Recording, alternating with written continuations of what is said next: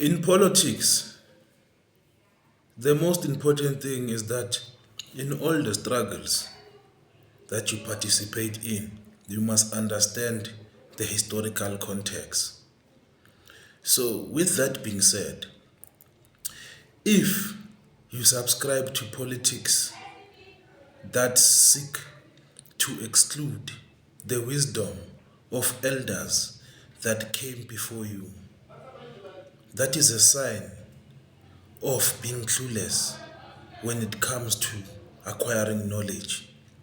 You might be new blood, but you need to know what happened before you existed, because that is how you can plan for your present and your future. Respect your elders, but be yourself. That is the moral of the story.